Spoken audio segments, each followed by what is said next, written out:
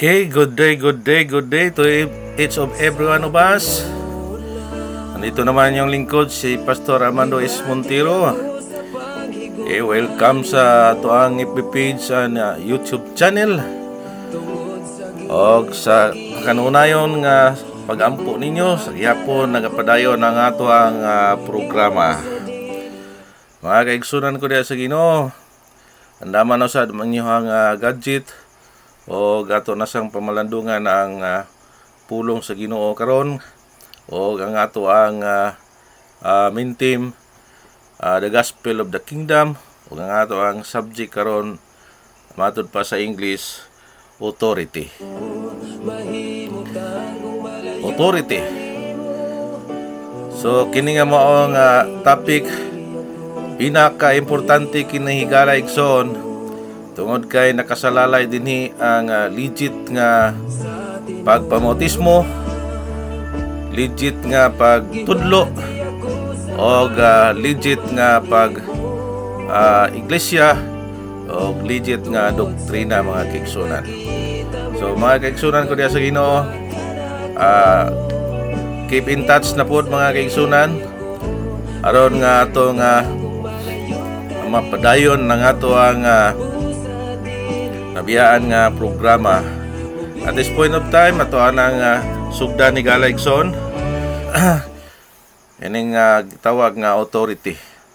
Now sa dili pa ta mo padayon sa unahan ato sa kining tagaan og kahulugan, kining word nga authority matud pa dinhi sa kung research na dinhi ang authority is noun.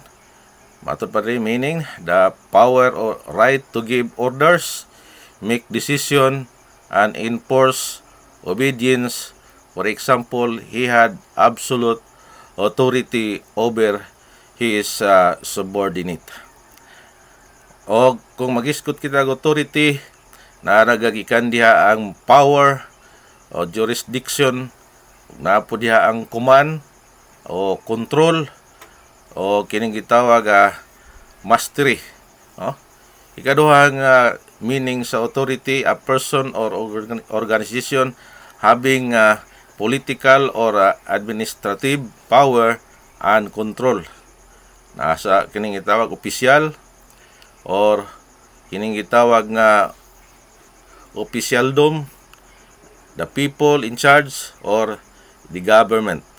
So mo kini ato ang tutukan karon og dinhi magtuyok-tuyok ang ato ang pagtuon, mga kaigsunan, sa atong topiko nga authority.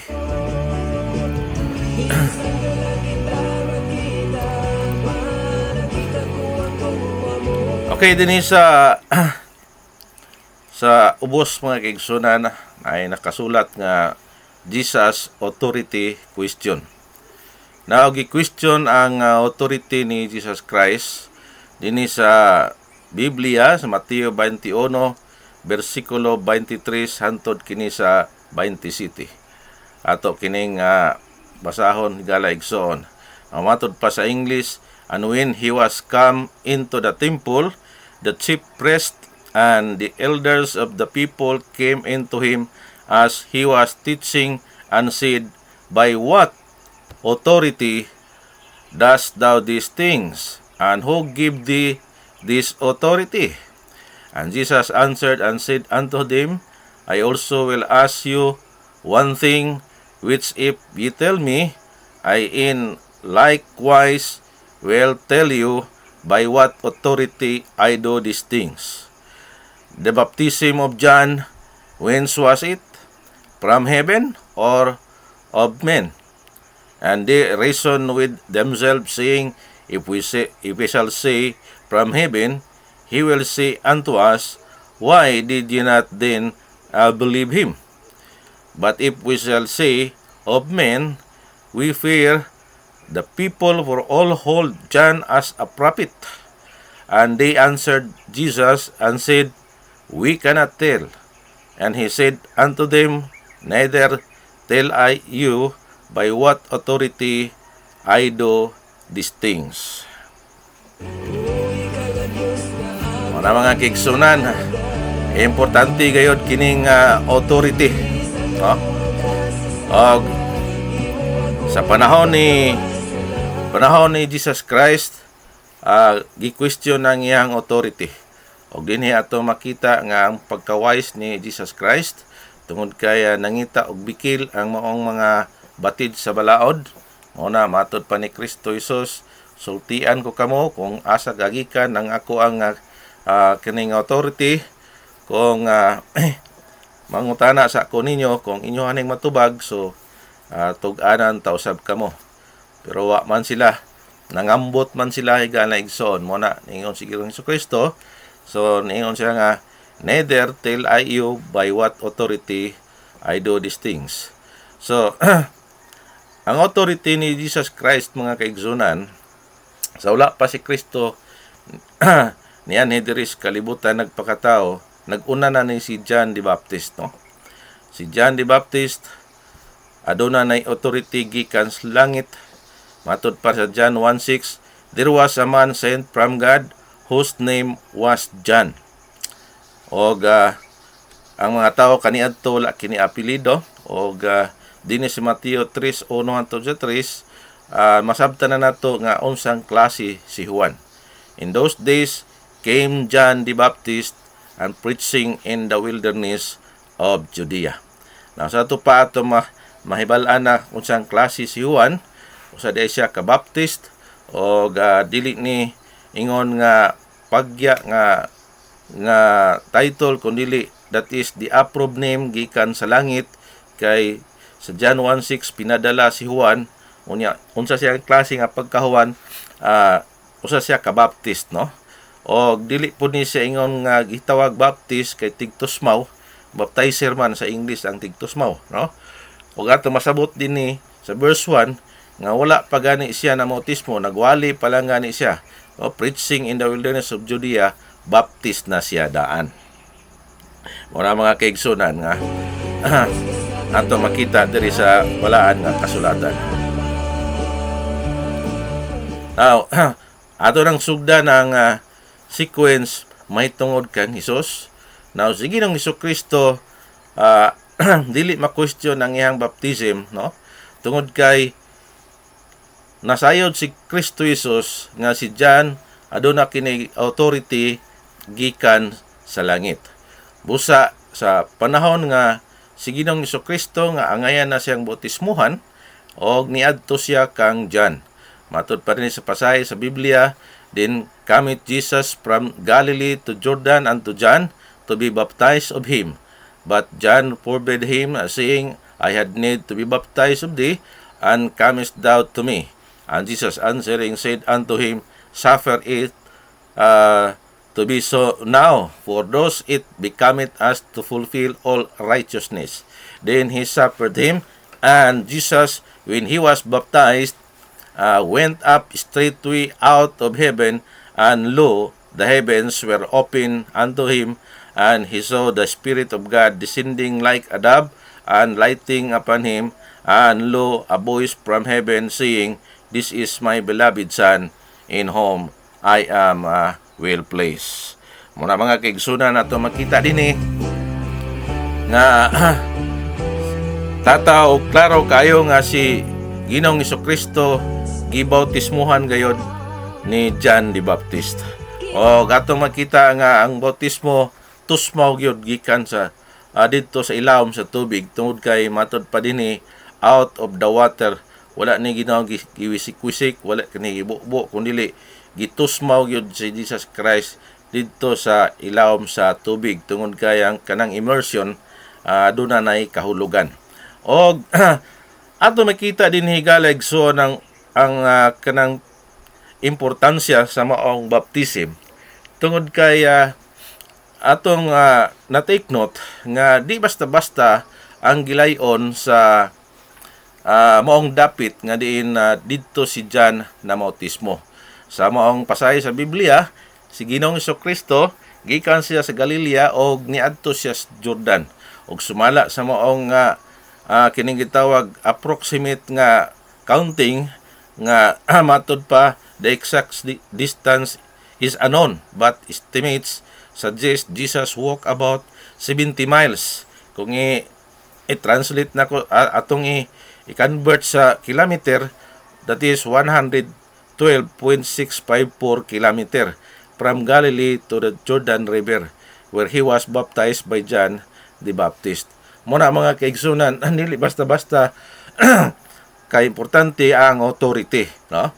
Tungod kay nakita ni Kristo nga kinahanglan gyud nga adunay authority nga mobuhat sa maong buluhaton o sa maong bautismo lang daan. Si John the Baptist mo'y gitagaan og authority nga gikan sa langit. Muna nga grabing binaklay ni Jesus Christ kung ato kining kuan kay wala pa may eroplano kaniadto, wala pa may sakyanan, gibaklay ni Jesus Christ, estimated ni nga si 15 days, no? 15 days niya nga ibaklay. This journey likely involved 15 days of walking through Judea wilderness estimated distance. So mo na ito makita mga kaigsunan nga di gyud basta-basta, no? Kung giskot kita authority. So naa diha ang power, naa diha ang command, naa diha ang legit nga mga gimbuhaton nga dili nahimong maimbalido. So misdog ta mga kaigsunan. Now si Jesus Christ missionary baptist siya tungod kay ang nagbautismo kaniya usa ka baptist. Wala bautismohi si Ginoong Jesucristo og John the Catholic, John the Pentecostal. Wala siya bautismo si Kristo John the Mormons. Wala bautismo si Kristo John the Full Gospel, John the Pentecostal, kundili ang nagbautismo ni Ginoong Jesucristo usa ka John the Baptist. Now dinhi sa Lucas 3:23 ato makita nga nagsugod si Ginoong Jesucristo sa pagpamuhat at nag-edad siya og 30. And Jesus himself began to be about 30 years of age. So klaro og tataw kayo nga ang angay bautismuhan dili kanang gitawag nga inosente, dili bata, no? Kundili hamtong na makabalunag unsay maayo og daotan. Og si Ginoong Jesucristo sa diin nga nagsugod siya sa iyang ministeryo, Lucas 3:23, 30 iyang edad. Og maniana iyang gigather ang mga apostoles nga diin didto sa lanaw sa Galilea, og iya kining gitawag og iyang himuong mangingisda og tao. So mao to ang mga apostoles, mao'y pundasyon sa grupo o iglesia nga gitukod sa ato ang Ginoo panahon sa iyang personal ministry diha sa tawhanon nga kahimtang. Nabusa sa diin nga nabuo na ang iyang iglesia, iya kining gisugo, ingon pa niya sa John 20:21, then said Jesus to them again, peace be unto you, as my Father hath sent me, even so sent I you. So matod pa ni Jesus Christ nga ang kalinaw maana kaninyo, ingon nga pinadala ako sa Amahan, busa ipadala ko usab kamo. So ang iglesia sa tuang Ginoo di pod basta-basta, legit gyapon, basta gipanag-iyahan ni Kristo Jesus tungod kay naani authority nga gipadala, no? Mo nang gitawag missionary. Kaya ang lutaw nga term sa sent, ang imong lantawon sa maong Webster is missionary.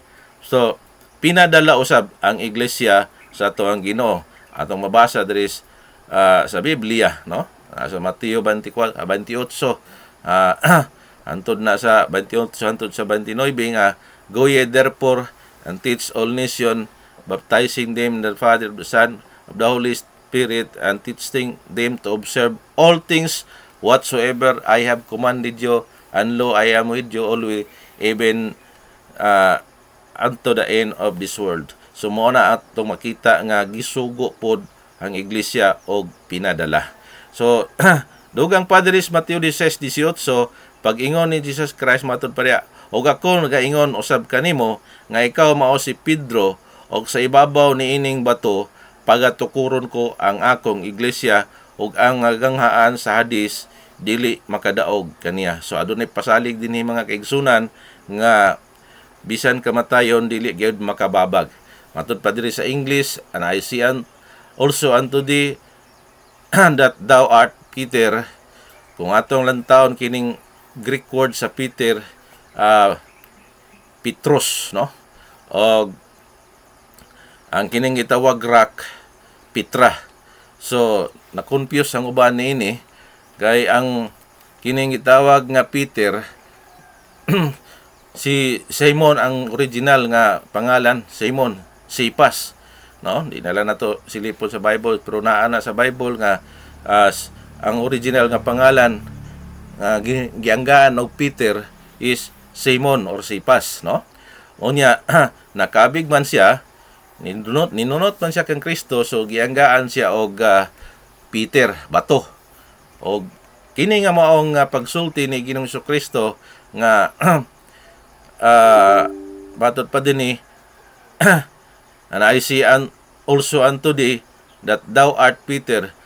Kung ato lang taon sa Greek, Petros, so gagmayng mga bato. So wala ni gi-address sa usa lang ka tawo, kundi gi-address kini sa grupo sa tong Ginoo, mga apostolis.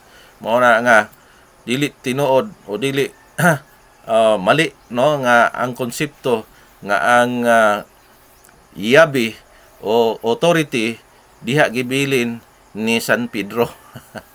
So kasulti harap po ni Pedro, no? Nganong nahimo man na most outstanding si Pedro sa 12 ka apostoles nga illiterate man si Pedro.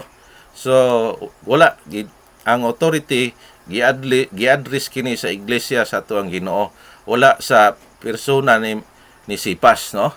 Kay wala nila ni natarong pag-translate kining word nga Peter. Unya kining rock diri mao si Kristo, no? Nya I will build my church. Kung atong simplihon, kamong gagmayng mga bato o ibabaw nining mga bato o ibabaw nining dakong bato. So grabe kayo ang pundasyon sa iglesia sa tong Ginoo, kay si Kristo maoy pundasyon nga dakong bato o ang mga masundot o makabig sa maong grupo gitungtong sa dako nga bato. Mao na ang simple nga pagpanabot. Okay mga kaigsunan, moisdog ta o matod pa diri sa ato ang kodigo nga why I am a missionary Baptist, no?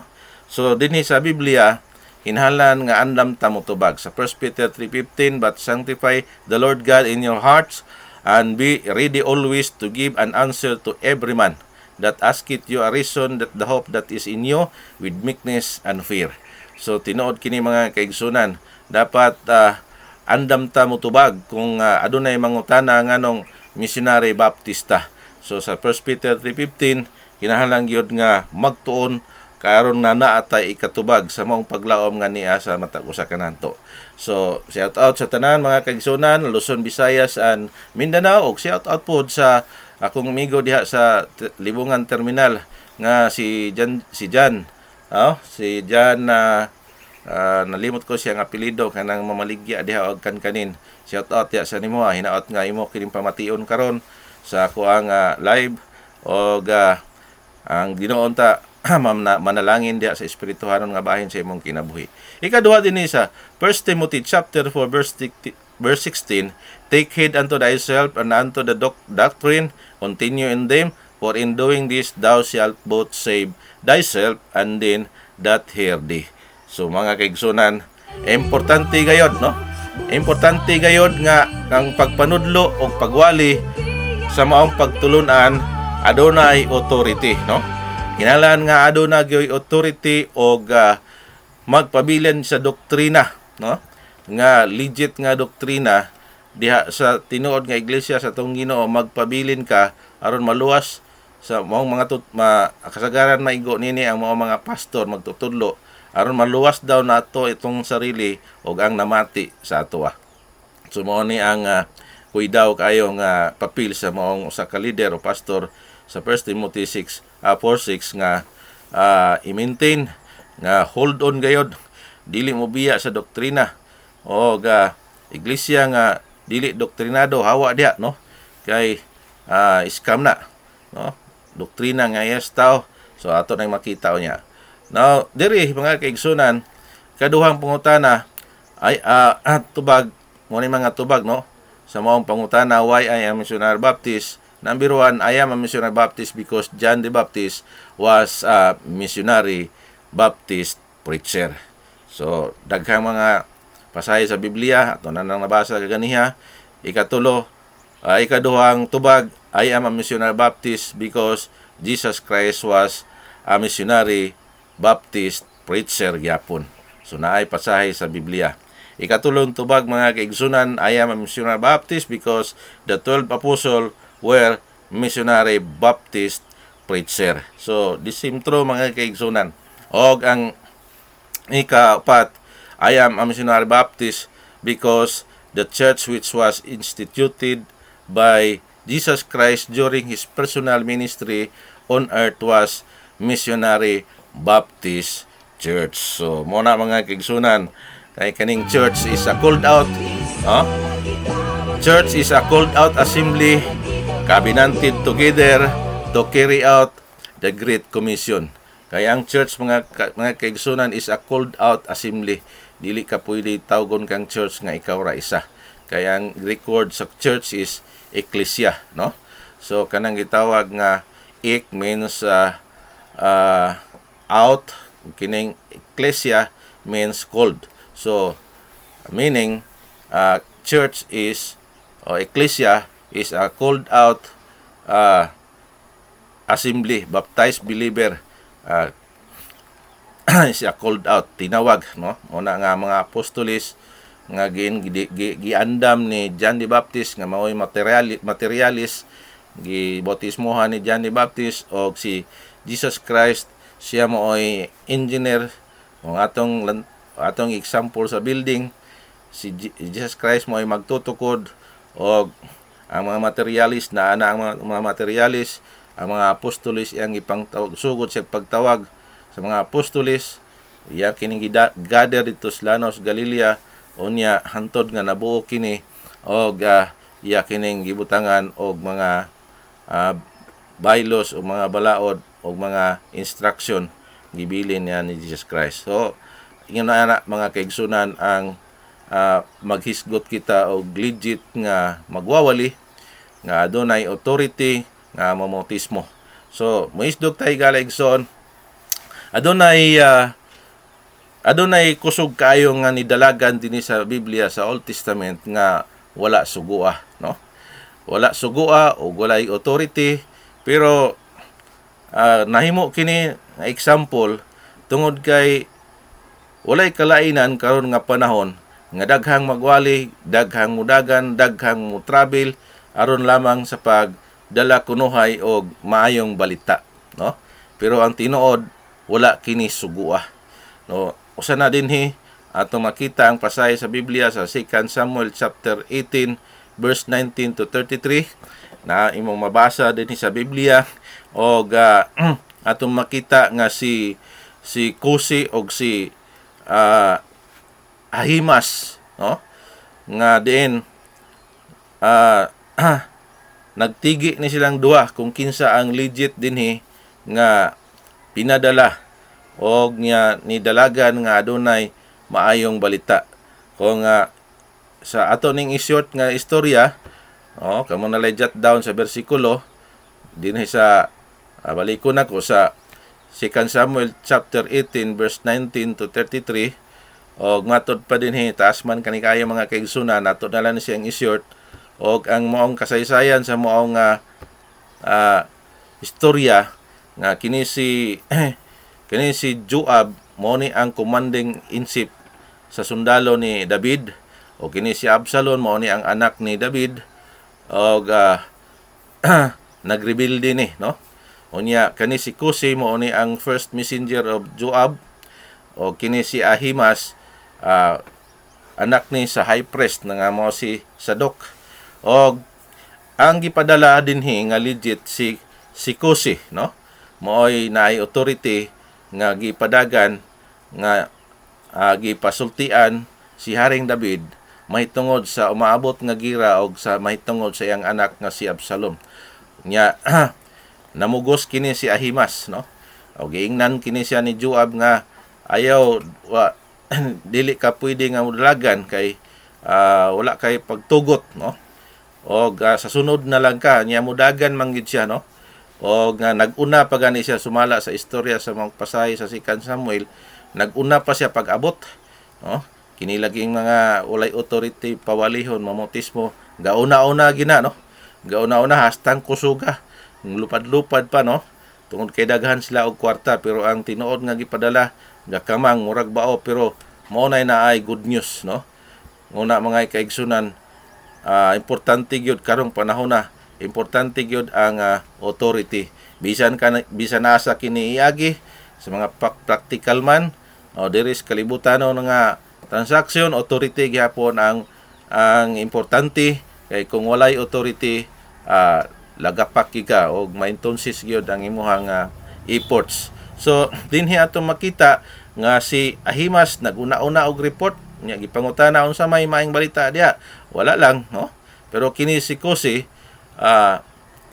ulahi ni abot og mao ni nagdala sa maong balita og naguol si David kay gisultian siya nga si Absalom mamatay tungod kay sa iyang pagrebilde. So perting guula ni David mga kaigsunan. So muna atong makita nga dili ikatingala kay sa Old Testament man ni disimtro gyapon sa New Testament adunay daghang mga magwawali og mamotismo wala sugua. Og peligro kayo kay adunay mga warning dinhi sa Biblia atong makita dinhi sa Deuteronomy 18 verse 20 apan ang manalagna nga nagapangahas pagsulti og pulong sa akong ngalan nga wala ko pagsugua sa pagsulti kon magsulti sa ngalan sa uban nga mga Dios ang mao nga manalagna mamatay. Grabe mga kaigsunan, no? Di gyud basta-basta, no? Mamatay. Unsa ni siya nga klase nga kamatayon? Siguro sa unang panahon basta ang balaod sa una mura magsili halang dayon, no? Gani nga katong naay nag-BI sa mga propeta gikaon dayon sa mananap tong mga batanon, no? Pero karon sige pangdaot, no? Walay nahitabo pero tinakos og ang kapungot sa Ginoo iyaharan ng gitigom. Dinhi sa Marcos City apan kawang lamang ang ilahang pagsimba kanako nga nagapanudlo sila ingon na sa ilang pagtulunan sa mga sugo sa mga tao. So usa na ni nga angay nga bantayan kay dili ni siya legit ug dili ni siya pinadala, wala kini ipadala, no? So daghan kayong mga magtutudlo ug magwawali, mga evangelist nga wala kini sugua. O kini sila sa atong panahon karon mamatay gina, no? Unsa na nga klase nga kamatayon, wala na gid sila mga pribilehyo o opportunity diha sa kingdom, no? Putol, no? Putol gyud. O kung magiskot kitag mga manalagna, mga propeta sa Biblia, Lucas 16:16 nga law and the prophet was until John. Kutob lang kang Juan ang mga propeta nga sama sa Old Testament nga inaipadala nga magsulti in advance. Ang pinaka prophet karon ng Biblia na nga nagsulti in advance. Undi og mahisama pod og mahingon usab ang mga magtutudlo nga pinadala, mga missionary nga gipadala nga legit nga sinugo, maisip po na siya nga propeta kay nagsulti na sa in the future gibase diya sa Biblia. Misdog tahigalig son John 4:23 apan moabot ang taknaw karon miabot na nga ang matuod nga magsisimba sa amahan pinaagi sa espiritu sa kamaturan kay mao kana ang gipangita sa amahan nga mga magsisimba kaniya. So kung naay matuod nga magsimba, naay opposite ani nga dili pod tinuod. Proverbs 21:16, ang tao nga nagapasalaag gikan sa dalan sa pagsabot, mga pahulay sa katilingban sa mga minatay. So adunay mga kongregasyon nga patay higalagson nganong patay tungod kay wala lagi sugo nya wa lagi na count ang ilahang mga efforts, so mo nang itawag kawang, no? So matud pa sa English, Congregation of the Dead. So may isdog tayo galigson, daghan kayong mga warning din Isaiah chapter 29 verse 13, og ang Ginoo ingon nga kini nga katawhan nagapaduol kanako og pinaagi sa ilahang baba og pinaagi sa ilahang mga ngabil na nagpasidungog kanako apan gipahaylayo nila ang ilahang kasing-kasing gikan kanako og ang ilahang kahadlok kanako mao ang usa ka sugo sa mga tawo nga gitudlo kanila. So you see, so daghang magpapapil-papil, daghang magpaingon nga kini sa Ginoo, ipaangkon lang sa Ginoo.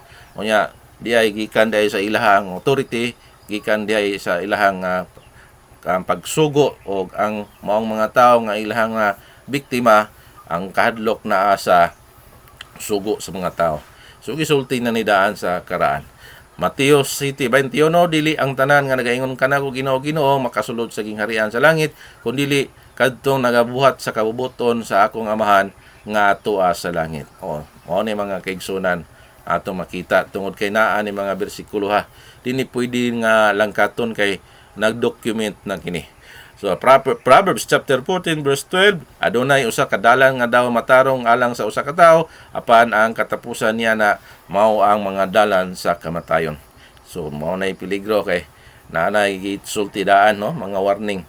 Kolosas 2:8, magmatngon kamo aron dili kamo mabihag pinaagi sa filosofiya og sa paglimbong sa mga walay pulos, sumala sa gikabilin-bilin nga sugilanon sa mga tao, sumala sa mga bata nga pagtulunan sa kalibutan og dili sumala kang Kristo. Now, kining tradisyon mo nay makakurap, mo nay makadaot mga kaigsunan tungod kay dili nila biyaan tungod kay mo ilang namatan kaning tawag tradisyon o kabilin-bilin nga sugilanon sa mga tao nga naa man untay tradisyon nga ihas Ginoo. Second Thessalonians chapter 2 verse 14 to 17 mo na ang tradition which is of God. Angay unta nilang hinuktukan og kung ilang susihon nga kanang moong practices kamong mga pagtulon nga naiyas tao do dapat na dili ka magpabilin dina, no, tungod kay kongregasyon na sa mga patay, tungod kay kana ang mga paghago diya nato kung naa usamang ka diha, wala na may labot, wala kawang, no, kawang ay kami gikan usad kaniadto sa grupo nga iha sa tawo. Lucas 6:33, o kung magbuhat kamo og maayo sa mga nagabuhat kaninyo og maayo, unsa mga pasalamat nga mainyo, kay bisan pa ang mga makasala nagabuhat sa mao usab.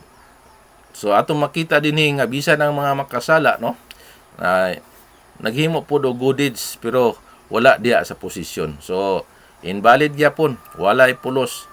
Sige sila panagtag, left and right nga panghatag og kaayuhan, pero naarya pon sila sa dalan sa kalaglagan, no? Ay nagdahom sila nga matarong to nga dalan nga daw matarong pero ang katapusan kalaglagan. Kay tungod kay wala sila sa posisyon, no? Tungod kay na adunay three destiny. Babaw ni kalibutan adunay three destiny. Kining anak sa saad nga ang final destiny mao ang pagsulod sa gingharian o kining anak sa pagkaulipon nga diin nga man-made doctrine o ang final destiny mao lamang diha sa gawa sa syudad sa gingharian sa tong Ginoo kining anak sa pagkawala ang final destiny mao ang linaw nga kalayo.